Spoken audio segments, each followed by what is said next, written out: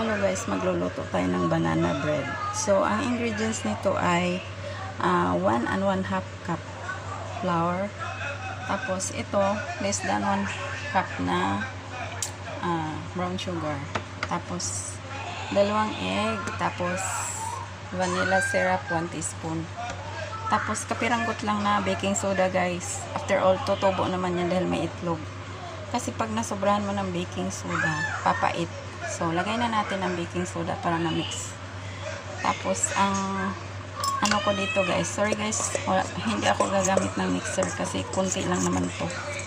Dadami ang hugasan natin pag gumamit pa tayo ng mixer. Tapos, lagyan ko ng cocoa powder. Yan.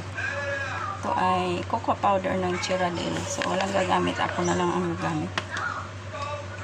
Pang baking yan. Baking cocoa.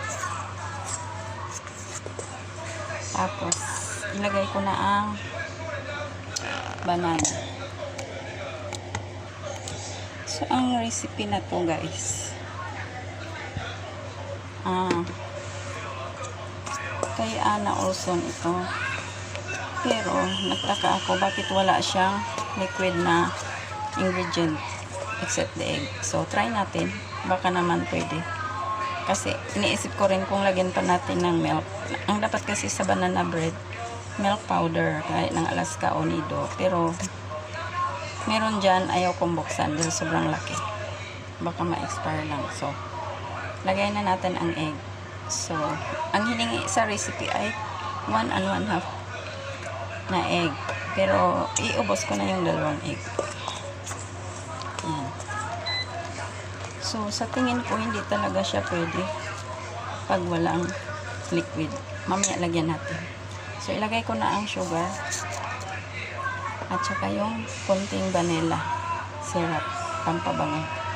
Tapos, may additional pampabango pa tayo guys.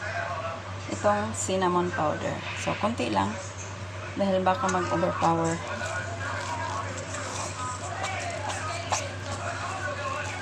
So, tingin ko, hindi talaga siya pwede na walang liquid. So, kukuha tayo ng gatas. Kukuha tayo ng gatas dito. Hindi ko alam saan na nasalpak. Ayun, sa dulo. Sa dulo ang gatas. So, hindi ko memoryado ang rep namin. Kasi ang daming kamay nagbubukas at nag-a-arrange. So, ayan. Full cream milk ang ihalo natin.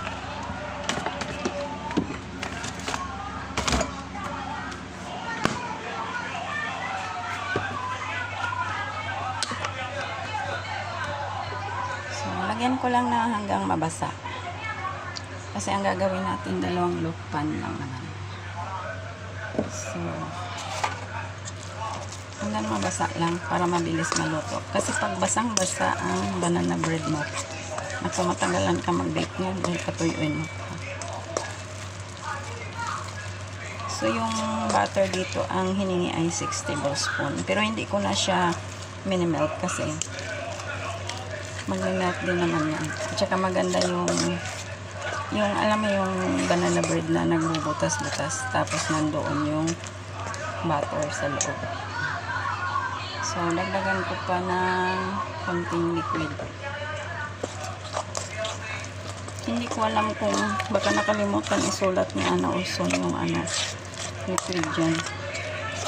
Kasi imposible talagang maging sa bagay bread kasi ang kanya baka sobrang tigas talaga. Kasi yung bread sa amin medyo moist. Medyo moist. Kasi mahirap naman kainin yung matigas. Sila kasi sa London, gusto nila yung mga matigas na tinapay, gaya ng rye bread. Pero tayo sa Pilipinas, gusto natin malambot.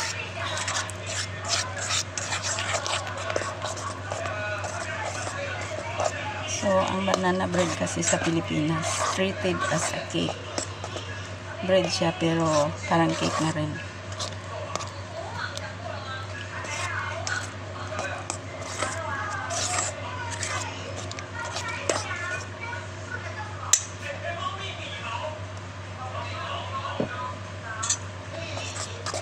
So, siguro tama na yung consistency na yun.